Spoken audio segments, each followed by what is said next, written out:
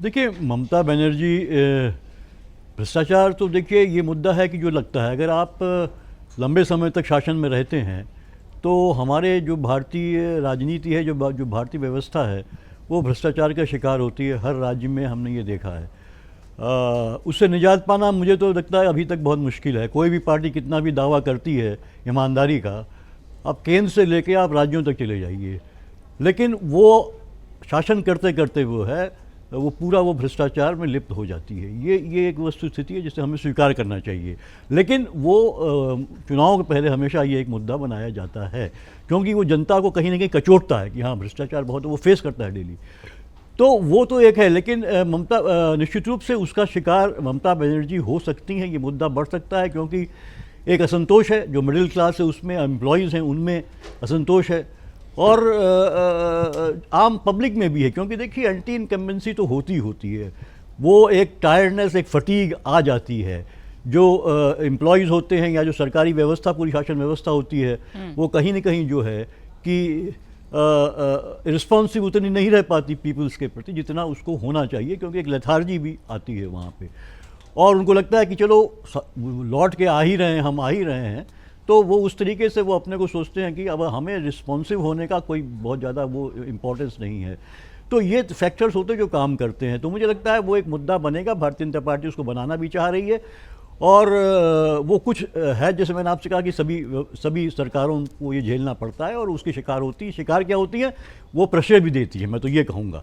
तो बाकी देखिए, ममता बनर्जी निश्चित रूप से एसआईआर बहुत बड़ा मुद्दा है उनके लिए, और एसआईआर में अभी तक वो लगातार बैठी रहीं। जब ये भी कहा कि ममता बनर्जी आई नहीं, तो उन्होंने कहा कि मैं तो जो है कि वहाँ पे बैठी हुई थी ताकि जो लिस्ट में जो नाम कट रहे हैं उनको लेके, तो वो वहाँ पे रही, तो जनता से कनेक्ट होने का। और जो उनको लग रहा है भवानीपुर में ही जहाँ से वो लड़ रही हैं, वहाँ से लगभग जो है कि आप देखिए 45 क्या मतलब 60-70 हज़ार जो है नाम कट गए हैं वो।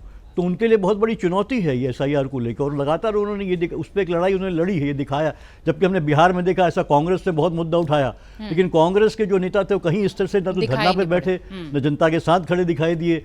जिनके साथ जाती हुई थी, जिनके नाम कटे थे, उनको लेके आगे आने तक भी उन्होंने नहीं कोशिश करी।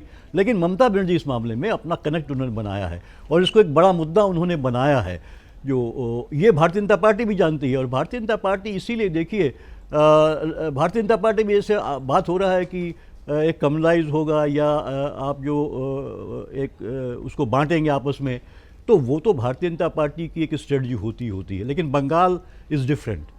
बंगाल में जो देखिए मुस्लिम आबादी है ना, वो हर तरफ फैली हुई है।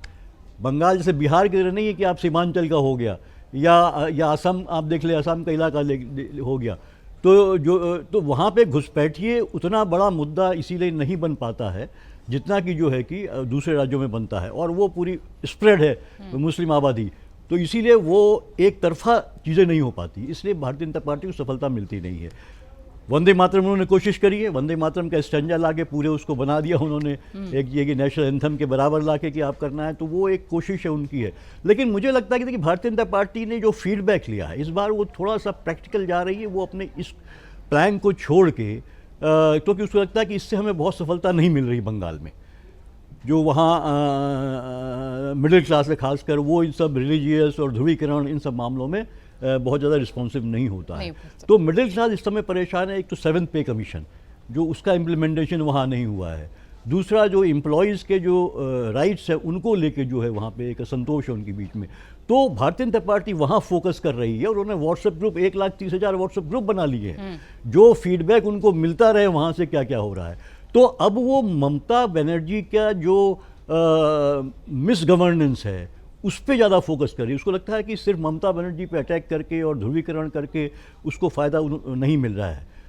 तो अब उन्होंने फोकस थोड़ा चेंज किया है। बीजेपी की तैयारी तगड़ी होती है। मुझे लगता है बीजेपी इस बार एंटी इनकम्बेंसी और जो असंतोष है वहाँ, जो कि 15 साल की जो गवर्नेंस है उसको लेके मिडिल क्लास को खास टारगेट कर रही है। मिडिल क्लास जो है कि रिलीजन के मामले पे कभी नहीं वो ये होता है कि बढ़ता है।